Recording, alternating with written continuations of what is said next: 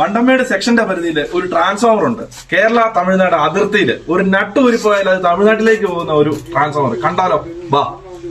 ഇടുക്കി ജില്ലയിലെ കേരള തമിഴ്നാട് അതിർത്തിയോട് ചേർന്ന് കിടക്കുന്ന ശാന്തവും പ്രകൃതി രമണീയവുമായ പ്രദേശമാണ് മണിയംപെട്ടി. പശ്ചിമഘട്ട മലനിരകളുടെ മടിത്തട്ടിൽ സ്ഥിതി ചെയ്യുന്ന ഈ പ്രദേശം പച്ചപ്പും ശുദ്ധവായുവും കൃഷിയുമാണ് പ്രധാന സവിശേഷത.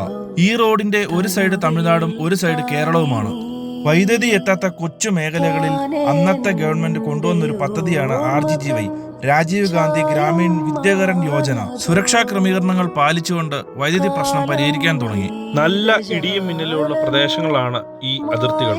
കേഴയും കാട്ടുപന്നിയും മയിലുകളും ഒക്കെ വരുന്ന പ്രദേശങ്ങളാണ് ഇതൊക്കെ. ടൗണിൽ കിടക്കുന്ന ട്രാൻസ്ഫോമറിനേക്കാൾ ഏറെ സന്തോഷമാണ് ഇവിടെയൊക്കെ വന്ന് ജോലി ചെയ്യുന്നത് കേട്ടോ. സമുദ്രനിരപ്പിൽ നിന്നും ഏകദേശം 1200 മീറ്ററോളം നീളമുള്ള സ്ഥലമാണ് ഈ മണിയംപെട്ടി. താഴെ കാണുന്ന ഈ വയൽഭൂമി ഗൂഡല്ലൂരും കമ്പവും ഒക്കെയാണ് കേട്ടോ. ഇതൊക്കെയാണ് ഈ മണിയംപെട്ടി ട്രാൻസ്ഫോമറിന്റെ മുകളിൽ നിന്ന് നോക്കുമ്പോൾ കാണുന്ന കാഴ്ചകൾ.